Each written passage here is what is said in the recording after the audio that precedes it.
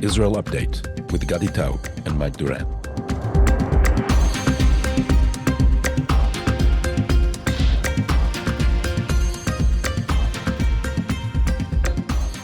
Hello and welcome to a special edition of Israel Update, in which we delve in depth into a single topic. And this time we are honored to have Professor Dan Scheuftan with us. Professor Scheuftan, hello. Good morning. You are the head of the International Program for Studies of National Security in the University of Haifa. And we've discussed this war in Hebrew, and the bottom line of what you said is that this is a turning point in history, not just in Israeli history, but in history in general. So why don't we start with explaining that?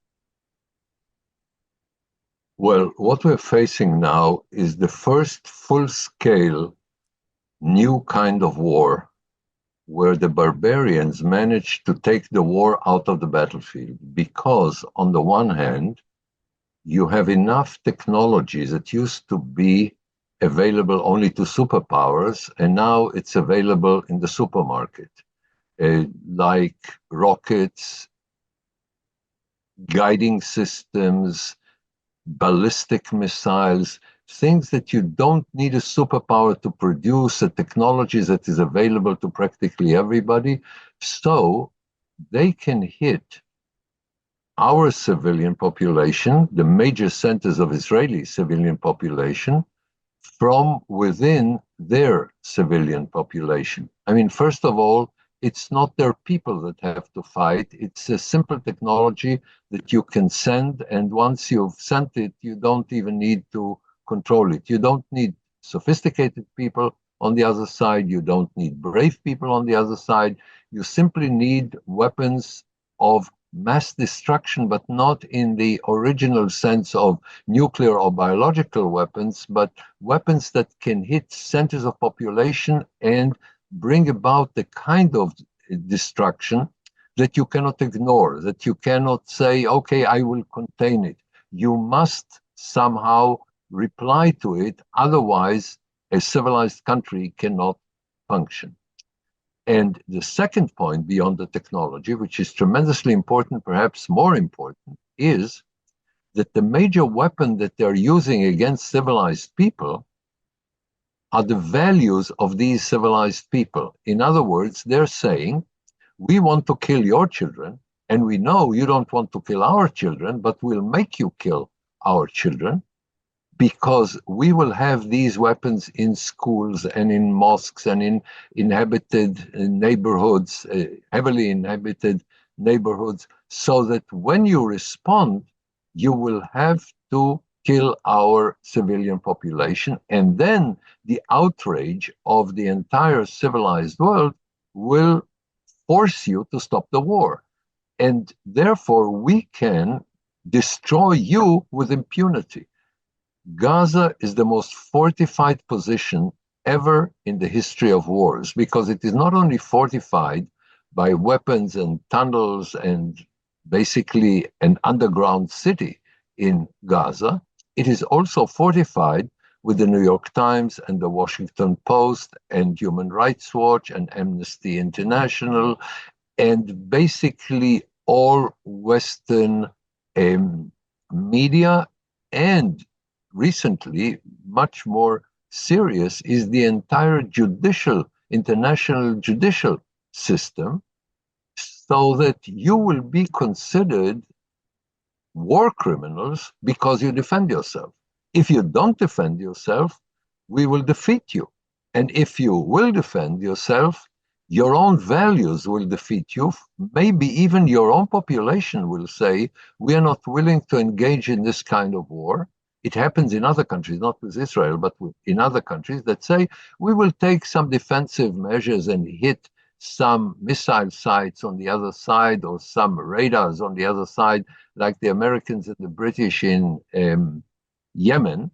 But when it comes to where the weapons are really coming from and where the war is really waged from, we cannot act because this will constitute a war crime. So the new kind of war is the kind where barbarians hope to win because they are barbarians. And by the way, they say so. Hamas in Gaza officially says, we will win this war because we love death, and you will lose this war because you cherish life. And this is not only their de facto strategy, but even their outspoken strategy. They will defeat liberalism, pluralism, democracy by being more and more barbarian. And by the way, to a very large extent, it works, because here come the Palestinians and behave in a barbaric way. By the way, not just Hamas, with the support, with the overwhelming support of the population in Gaza, and even in the beginning of the war, much higher support in the West Bank, measured by Palestinian pollsters. So Yes. they are saying, we, the Palestinian people, have used against you the weapons that give us satisfaction, decapitating babies, raping women, and taking hostages. And the result is that the whole world gets up in the morning, and on the Western democratic pluralistic side, they say, now it's very urgent to have an independent Palestinian state, and now it's very urgent to see to it that Palestinians have humanitarian assistance. So it works. The motivation to refrain from war is basically annulled. And what Israel needs to do, and it's extremely difficult, is on the one hand, maintain our values, but on the other hand, cause so much pain on the other side that they will not perpetuate this war every day. They may perpetuate it for centuries, in the sense that they never give up, and they haven't given up for a century with their aim of destroying the Jewish state. But for a while, for a long while, we've had eruptions of hostilities only rarely, and Israel could use the time between the eruptions in order to fulfill its constructive role, to build a better economy, a more diverse culture, a more developed economic system, human rights inside the country, You've used the better phrase in medical Hebrew. system. Used the you've used the phrase in Hebrew, Sparta outwardly and Athens Yes, inwardly. yes. In a book that I've written on the subject, on the objectives of Israel's national objectives, I use the term as one of the objectives of Israel to combine the ability to be Sparta vis-a-vis our enemies and Athens inside. So you are an enemy that they cannot afford to have actively working against them when they attack Israel. And at the same time, Israel maintains its open society system and succeeds in being constructive. This is what Israel is all about. So you need to be Sparta to stay alive, and you need to be Athens to have a meaning to your living, in terms of the quality of life, in terms of the values you want to pursue. So what is at stake is not, will Israel win for Israel's sake? Israel must win, not only so that it can survive, but also that it's very clear that we don't have a new kind of war where the bad guys will systematically win because they are barbarians, because they have no limits. Now, they very often win inside their country. For instance, the Assad regime won the civil war because there is no limits to the barbarity of Syria. They were willing to kill about 600,000 of their own people with the assistance of Russia, by the way. And this barbarism works for them because Assad is still in power. You have the barbarism of the Basij in Iran. And one of the major reasons this regime remains in power is the unlimited barbarism of this regime. So it works inside the countries that pursue this barbaric policy. But if it works vis-a-vis civilized people, and now Israel is the test, then the implications are global. And here again, the Jews are the proverbial canarian that indicates Canary in if the this mine, canary in the coal mine. in the coal mine, Yeah. indicating that the poison is so serious that you have to do something about it.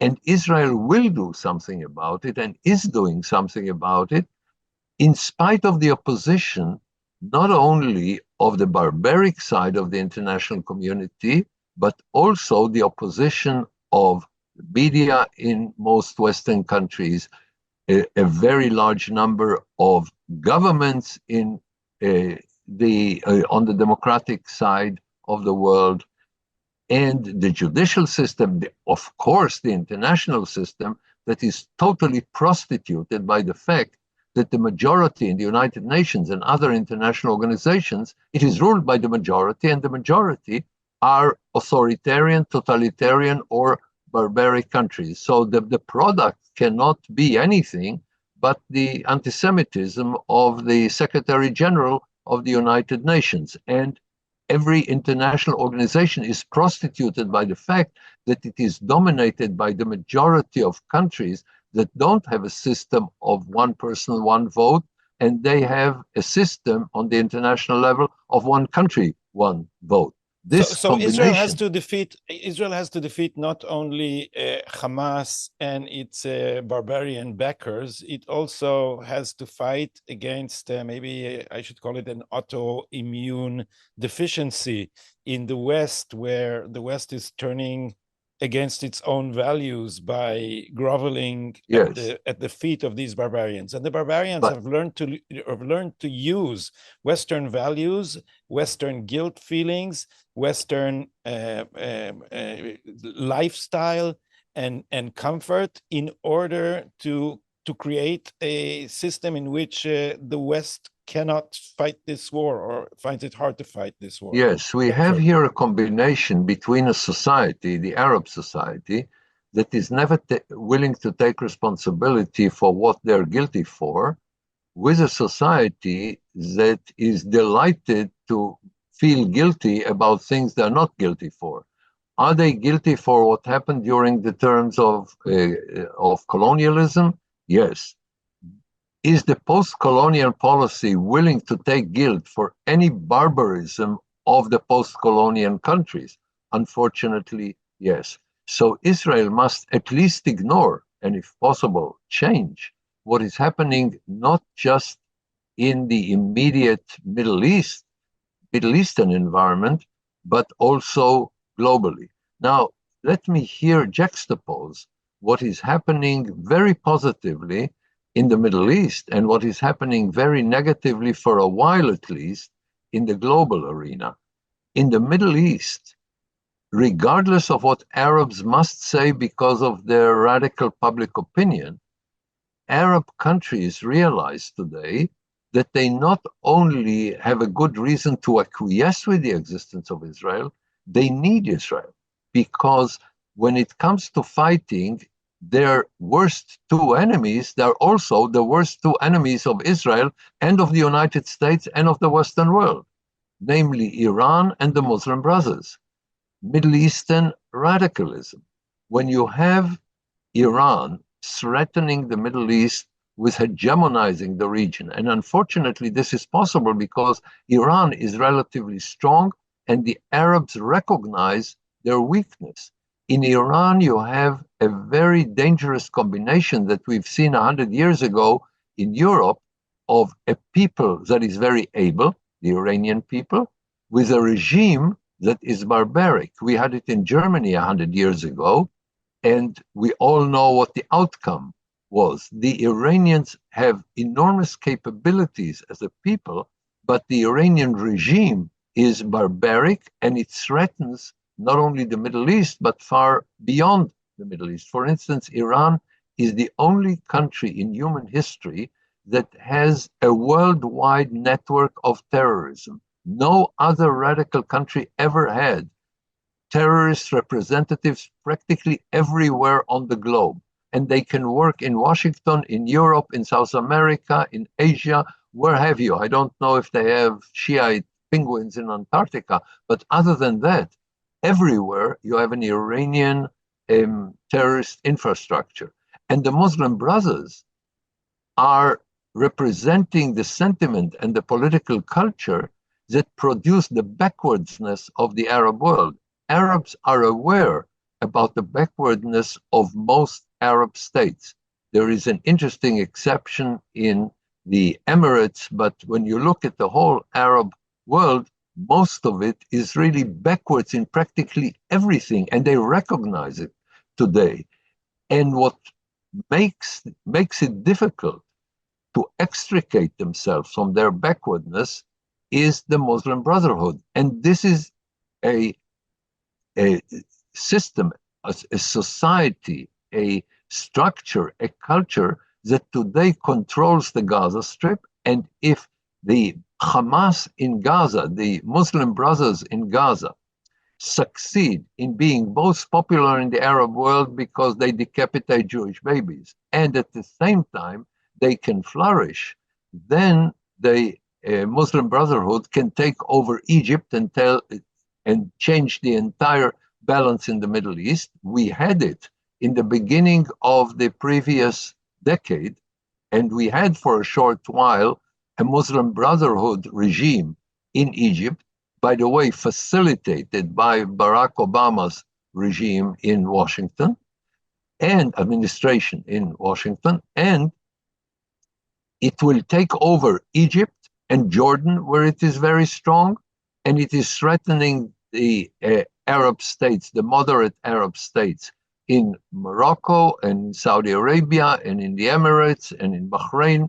So these two enemies are also the enemies of Israel, are also the enemies of the United States and of the Western world.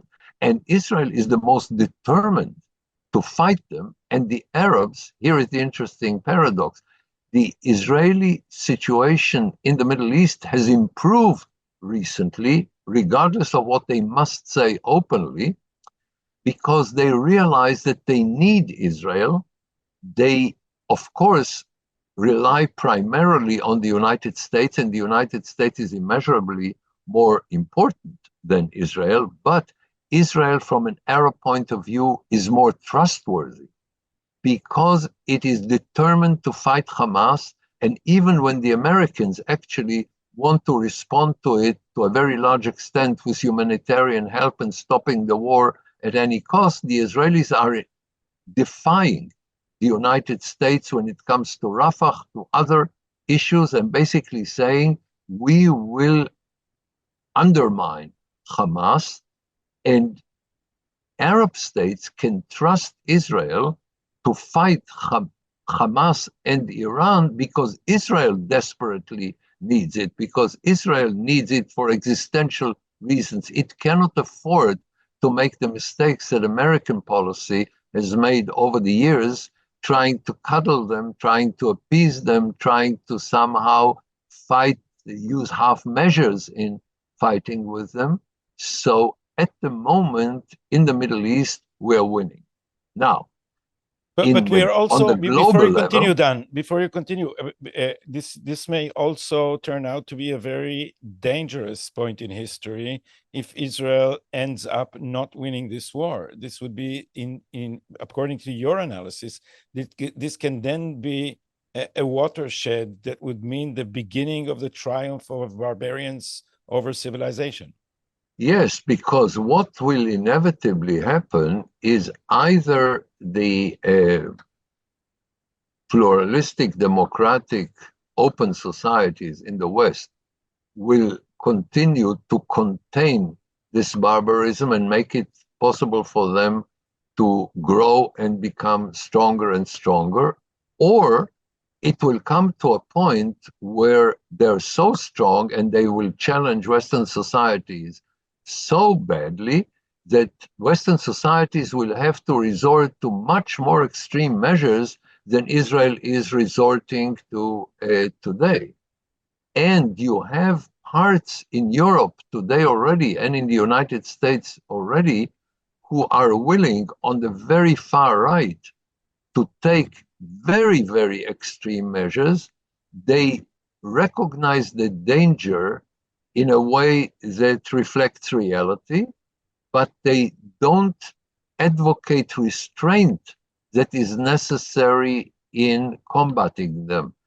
The difference here is very fine between restraints, there are certain things that we civilized people don't do, and capitulation and appeasement, namely, we will not look bad.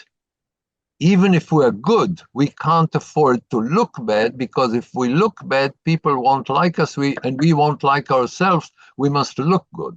The difference here, like so many other things that we're having today, is the difference between seeking what is good in terms of the objectives of a pluralistic society and what looks good so it makes you feel good about yourself.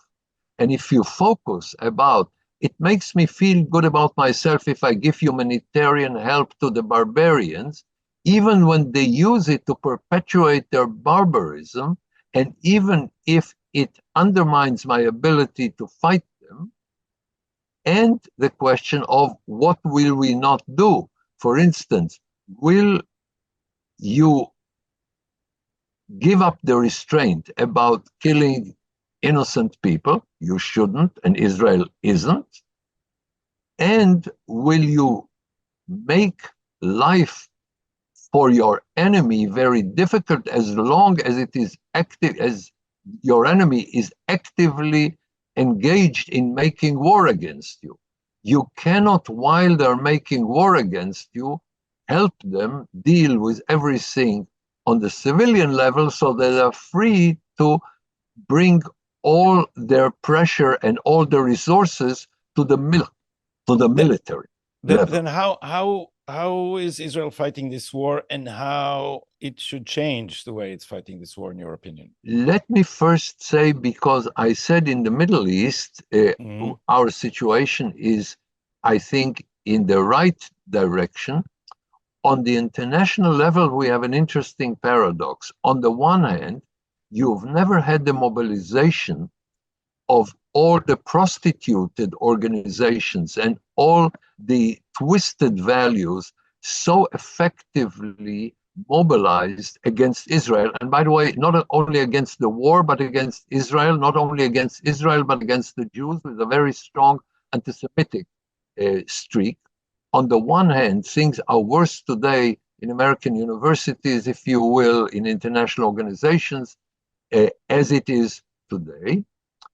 On the other hand, I think for the first time, the distortion, the depravement of what is happening on this level is for the first time exposed.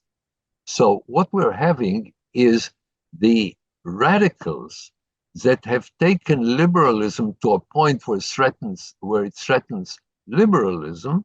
We have this exposed for the first time for what it is, a distortion of liberalism, not taking it further, but taking it back by taking it too far. And here, if I may, shortly, but it is important, show the parallel between what happened to nationalism and what is happening to liberalism. Nationalism is absolutely indispensable for any kind of human rights and democracy and pluralism, because you need a system of solidarity that encompasses a very large community beyond kinship in order to make it possible for people to give up their privileges for others who are part of their solidarity system. And we should all agree, I hope nobody undermines this approach, that nationalism is a good thing. But what was the number one enemy of nationalism? It was too much nationalism.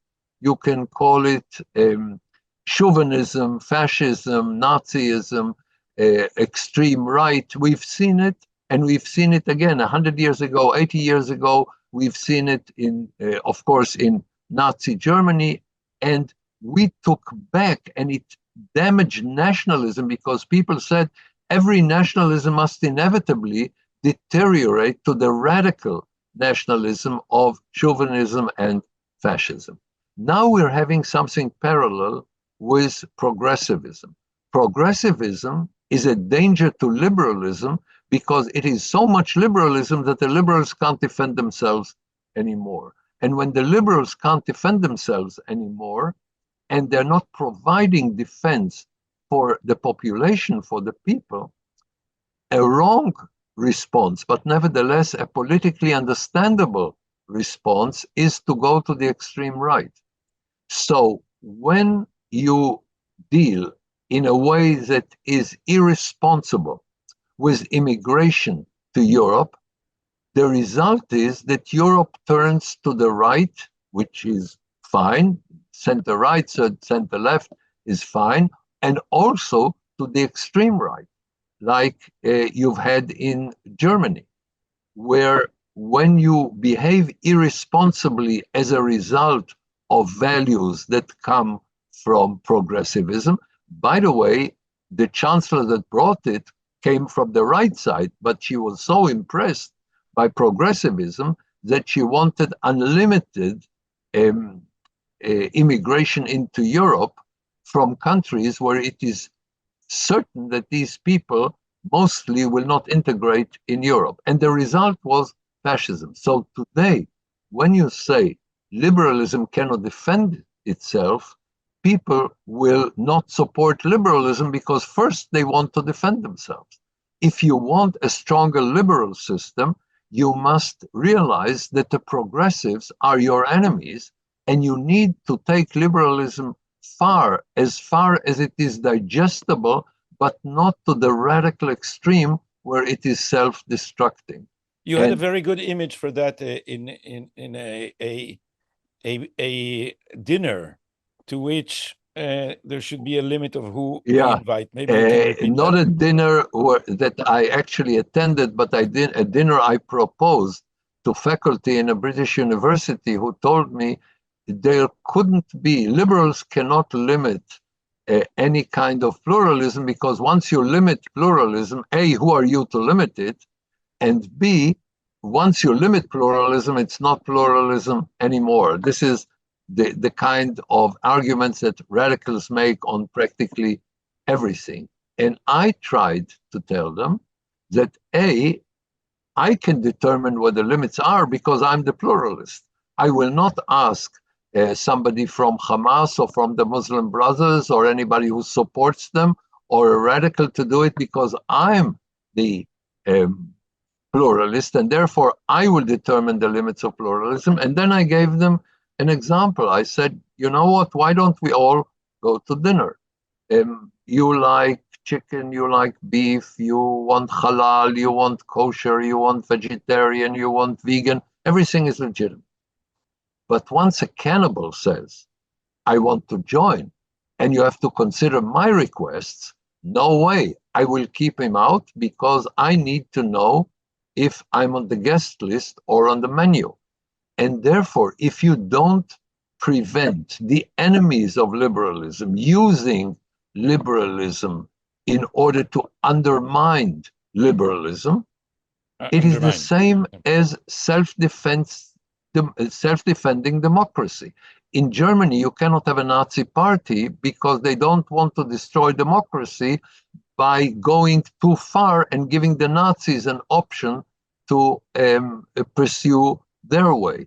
In the very same way, you need to limit the damaging effects of radical liberalism in order to defend liberalism. So at the moment in the West, we are suffering from a very bad situation, but I think it has already reached its peak, because for the first time, the damage is exposed, and people realize that if you send your son or your daughter to Harvard or to Columbia and you pay, I don't know, up to $120,000 per year in order to get him back morally depraved and intellectually incapacitated. This is basically what happens if you pursue the woke and the progressive approach where everything is distorted. to make the good guys into the bad guys and to give the legitimacy to the bad guys to even use violence because they have been victimized for a long period of time. Now, do you have real victims that you have to defend? Yes, Israel can be a victim of a war too. Yes, do you need to defend people who were discriminated against? Yes, believe it or not, even Jews were discriminated against. So you cannot turn it to be anti-Semitic and anti-Israeli and undermine people who defend themselves against barbarism to the point where they can't defend themselves anymore. Again, we are now at the worst time, but things are getting better because they were exposed for what they really are. So your way of fighting the war in Gaza, what do you think we can improve in the way Israel is fighting? Well, this war? I think that we have already achieved a very large portion of our objectives in Gaza, not only by killing many of the terrorists and destroying much of the terrorist infrastructure, but the most important point is to maintain our ability to act against them once they get a capability to hurt us. In other words, not to go back to the distorted policy that was the reason for our failure on the 7th of October. We basically said tranquility will be responded to by tranquility. As long as they don't attack us, we don't attack them.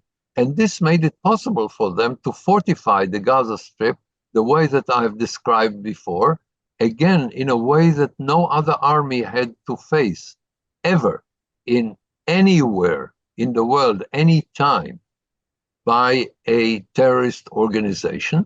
We must nip it in the bud.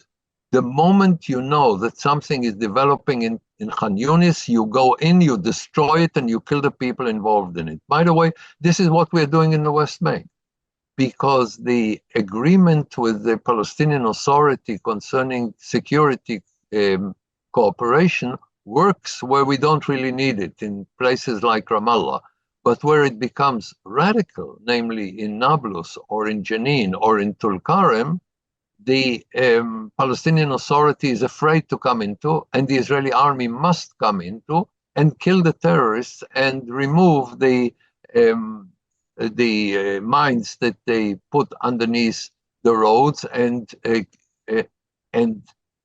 prevent the acts of terrorism. If you don't act in Nablus in the evening, you will get a bomb in Tel Aviv in the morning.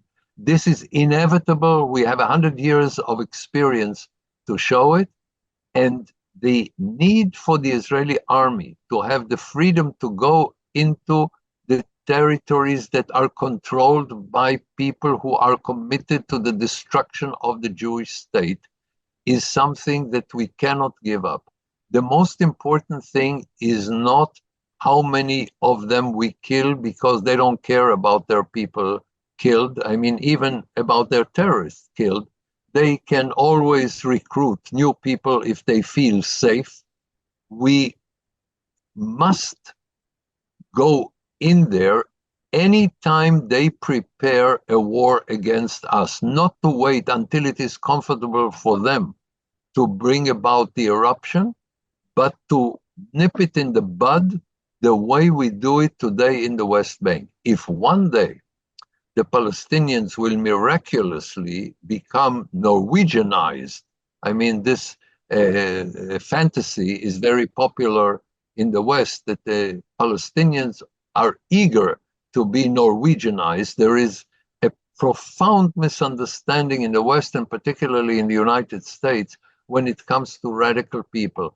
They really mean their barbarism. The Iranians really mean it. The Palestinians really mean it. They demonstrate it. Hezbollah really means it. The Nazis really meant it. I mean, the whole idea, yes, they say some radical things, but they don't mean it. This is what they get up in the morning for. In the Gaza Strip, they have militarized even kites by attaching incendiary devices to kites, and then the wind took it to Israel to burn forests, and they tried to burn Israeli kibbutzim in Israel. They have even militarized condoms. They took condoms, filled them with helium, attached to them small bombs, and again, the wind took it to Israel, hoping that it will kill a Jew. You must realize this is a double-edged knife. It's terrible twice because it also does not stop them from getting pregnant. Let's just focus on the militarization of it. But what I'm saying is, we have a society that doesn't care about the welfare of its people, and they're proud not to care about the welfare of their people. It's called resilience on their side, sabr.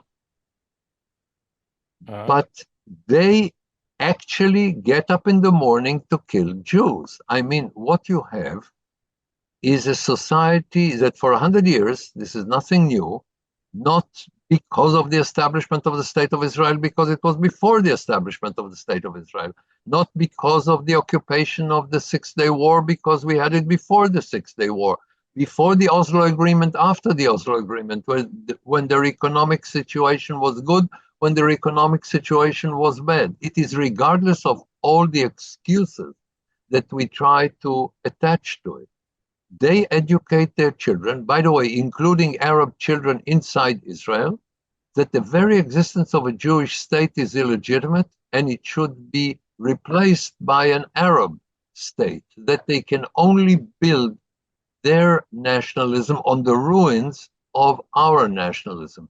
This is what they tell their children from the day they're born until the day they're dead. Their schools are called after terrorists. They don't have any other major role models.